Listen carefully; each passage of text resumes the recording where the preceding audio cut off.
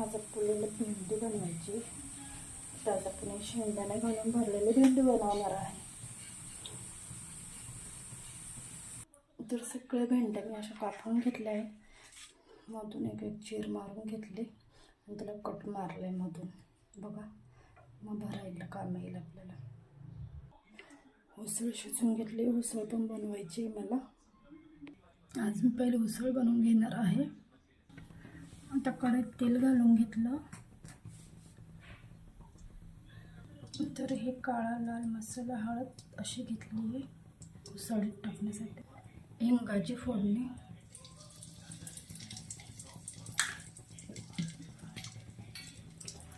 त्याच्यानंतर थोडंसं जिरं,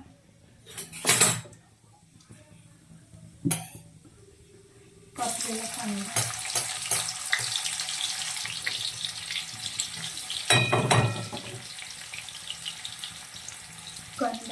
परतून घेऊन त्याच्यात थोडंसं टोमॅटो घालणार आहे. हा टोमॅटो घातल्यानंतर 2 मिनिटं छान परतून घ्यायचं.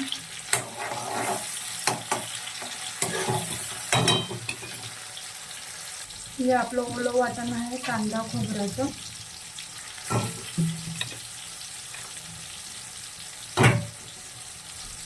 तिला पण चांगलं परतून घेतली.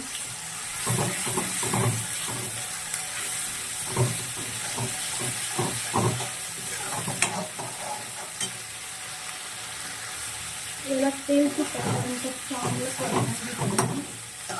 मसाला घालायचा आपला. गरम मसाला, लाल मिरची, हळद.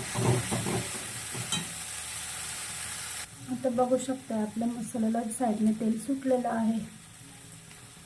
आता मटके घालून घेऊ आपण.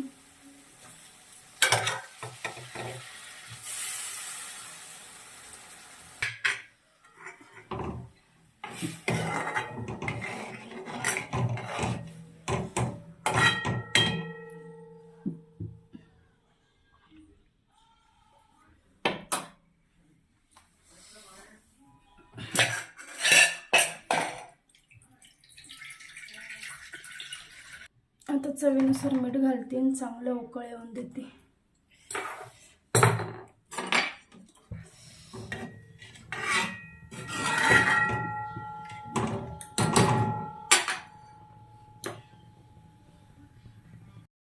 तर आता हे भेंडीसाठी शेंगदाणे भाजून घेतले.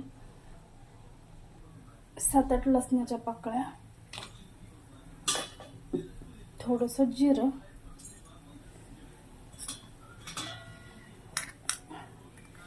लाल मिरची,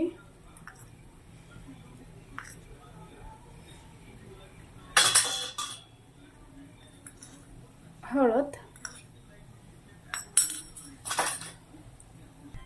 याचं मिश्रण घ्यायचं असं दळून.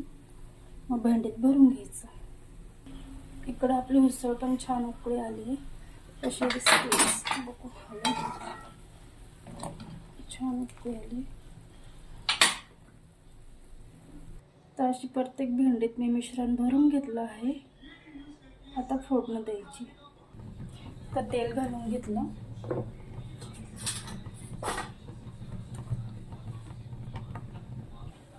आता तेल गरम झालं. जिऱ्याची हिंग टाकून फोडणी द्या. जिरा हिंगाची छान फोडणी दिल्यानंतर ते फुटल्यानंतर आपण भेंडी घालून घेऊ.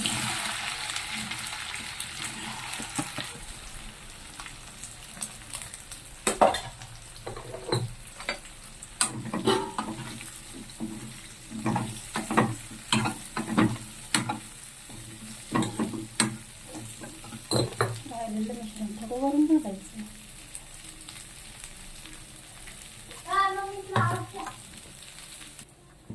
तर मीठ घालून घेऊ.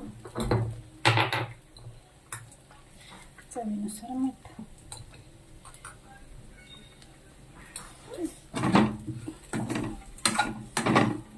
खूप सुंदर लागते अशी भेंडी बनवायला.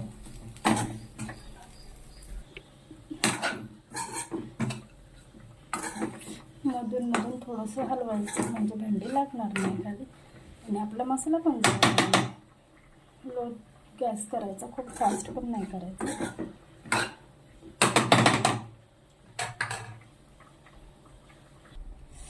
तर ही आपली अशी उसळ झाली आहे. कलर पण छान आला आहे. एकदा नक्की बनवून बघा अशी उसळ पण आणि भेंडी पण.